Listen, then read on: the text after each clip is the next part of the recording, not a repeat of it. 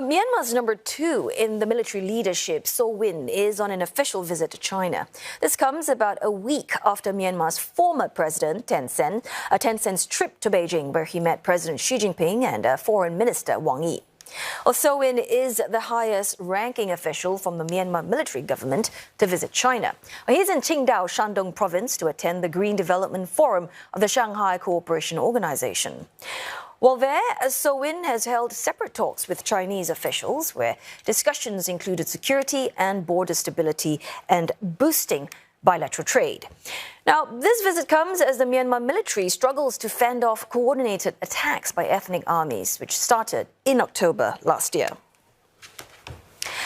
And for more, our Myanmar correspondent Leong joins us live from Johor Bahru. So, let's just talk about the timing of these visits, right? I mean, last week we spoke about the significance of the former President Thein Sein's visit to Beijing, and now we have Soe Win's official visit. So what do these trips tell you about China's strategies on Myanmar? Right. On the surface, Oteli, if you look at the timeline of events, it would appear as if China were playing favourites, or that former President Thein Sein's trip had paved the way for Soe Win's visit. But that's not the case, according to sources. In fact, last year, I'm told that China had stepped up engagements with Myanmar via 2 tracks, the diplomatic track and the military track. And it is via this military channel that Beijing was trying to reach out to Soe Win, engage him, and eventually invite him to China in the first quarter of this year.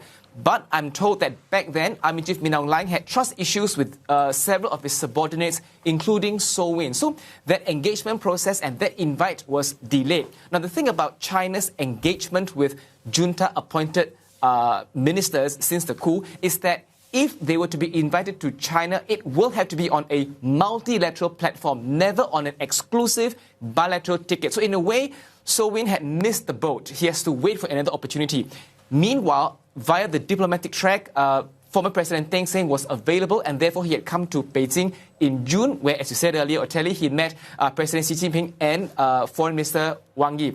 So the key point here is that China has not stopped engaging with the Myanmar military leaders. But another source told me that Army Chief Min Aung Hlaing is not going to get an invite to China anytime soon unless he's able to produce concrete timelines, concrete plans for holding elections or for transitioning now to democracy. Yeah, so it's interesting to note that, China is continuing all these conversations, probably behind closed doors. You mentioned earlier that Soe Win has missed the boat, right? So help us understand a little bit about what then is he trying to achieve on behalf of the Myanmar military.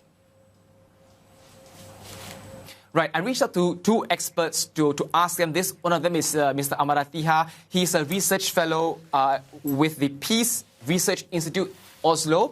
He says that Soe Win is likely to take this chance to reaffirm close bilateral ties with China. He also said that China is likely to take this chance to assure the Myanmar military that it is not given up on it yet. It is still committed to helping it transit to democracy. Also likely for China to want to show the world that it is not as angry as it's made out to be for Myanmar's mishandling of the online scam syndicates or its inability to stop fighting at the border areas. Now, another expert I spoke to is Ms. Yun Sun. She's with the Stinson Center. She's an expert on Myanmar-China ties, and she says that Soe Win will have a lot of explaining to do when he's in China, especially with the junta's plan to hold elections, as well as a recent Myanmar military and US government official meeting in Hanoi.